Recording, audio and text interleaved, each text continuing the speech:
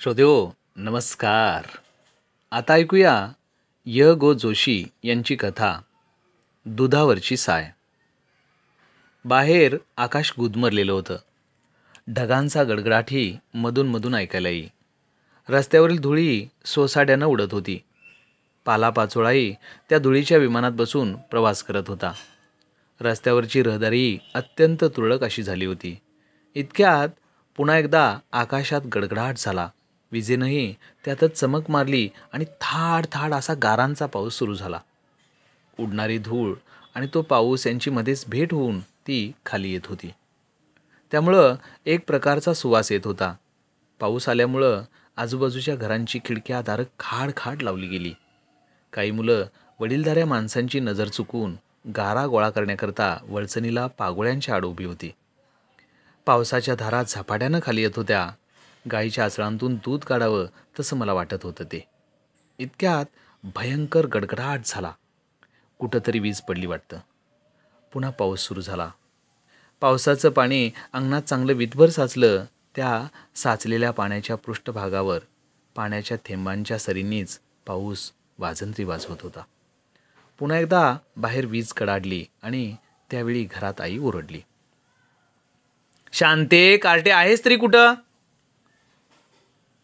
इतका वेळ पावसात गारा वेचून परकराच्या ओच्यात काही गारा घेऊन शांती चोरासारखी दरवाजाच्या आडोशाला उभी होती. आईला चोरून ती पावसात खेळली. तिने गारा खाल्ल्या, वेचल्या. पावसानं तिचे केस भिजले, परकर भिजला. "शांते, कार्टे आहेस तरी कुठं?" पुन्हा आई ओरडली. तशी थरथर कापत शांती पटकन घरात शिरली. पावसात भिजल्यानं तिला हुडहुडी भरली होती आणि आई रागावेल या भीतीनेही ती कापत होती. अशा स्थितीत ती गोळा केलेली एक गार तिनं तोंडात टाकली. शांती तशा स्थितीत घरात शिरली, पण आईला तिची चाहूल लागली नव्हती. आई घरातून तशीच ओरडत ओटीवर आली. "अरे, तू तरी पाहिलंस का तिला? कुठं कुठं गेली कुणास ठाऊक." तोच शांती आईच्या दृष्टीस पडली. आईनं शांतीकडं रागानं पाहिलं, मात्र ती जास्तच घाबरली.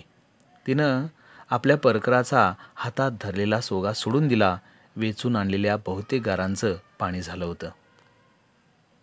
"कार्टे, माझा डोळा चुकवून मरायला गेलीस का?" शांती माझ्या बहिणीची मुलगी. तिला आज 9वं वर्ष लागलं होतं आणि तिच्या आईला म्हणजे माझ्या बहिणीला मरून आज 8 वर्ष झाली होती.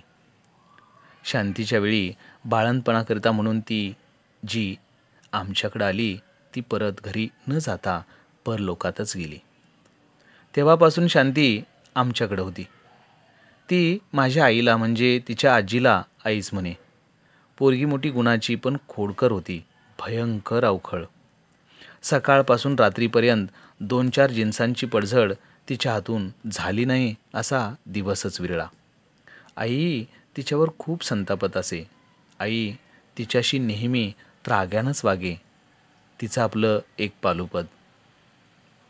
"माझी पोरगी मरून गेली आणि तिची ही कार्टी राहिली आहे मला छळायला मागं."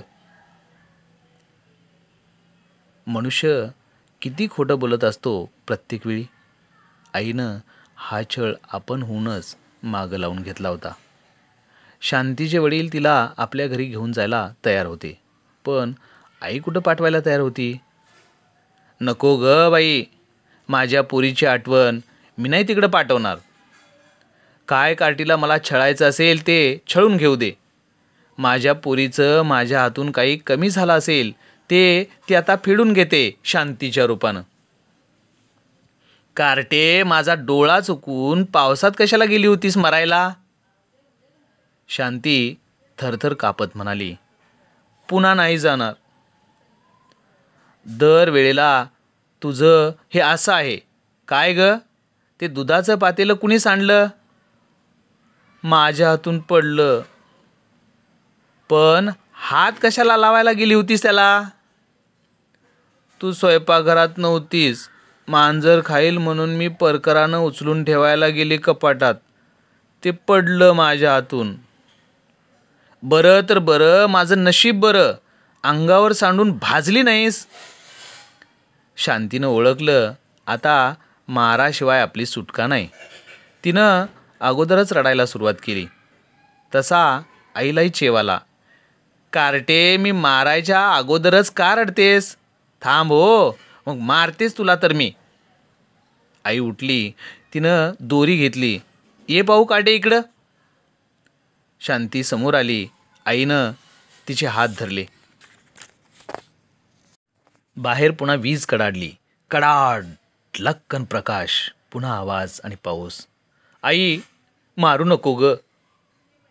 मग कशाला गेली होतीस पावसात? गारा वेचायला. मी तुझ्याकरताच आणणार होते गारा गोळा करून. आईने हात उगारला. का कोणास ठाऊक शांती थोडी धीट बनली आणि थोड्याशा हळू आवाजात आईला म्हणाली, मला तू मारू नकोस. अगं चाटळे, माझी पोर मरून गेली आणि तिचीही कार्टी राहिले मला छळायला. आई पुन्हा पुन्हा तेच म्हणत होती. तेच सांगते आई, दुधापेक्षा दुधावरच्या साईलाच जास्त जपावं लागतं, शांती म्हणाली. वरील प्रश्नोत्तरे मी बाहेर बसून ऐकत होतो. कोण कोण सांगते आहे हे? शांती? 9 वर्षांची चिमुरडी? मला सुद्धा हे उत्तर सुचलं नसतं. मग शांतीनं कसं दिलं? हे काही शांतीचं उत्तर खास नव्हे. शांतीच्या तोंडून हे कोणीतरी दिलं आहे. शांतीच्या तोंडून कोण बोलणार? दुसरं कोण? तिची आई. मी ओटीवर आलो आणि ओटीवरच्या खांबाला टेकून समोर पाहू लागलो. पाऊस पडत होता.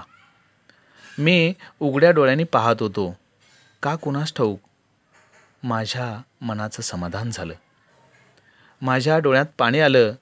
माझी मृत भगिनी या अफाट देखाव्यात कुठंतरी असेल अशी कल्पना करून त्या देखाव्यालाच मी नमस्कार केला आणि चटकन डोळ्यात आलेलं पाणी पुसून घरात आलो. आजीच्या आणि नातीच्याही डोळ्यातून अश्रूंचे सर ओघळत होते. दोघीही एकमेकींना निरखून पाहत होत्या. इतक्यात शांतीचा मुखाघेत आई म्हणाली, माझी दुधावरची साय ती.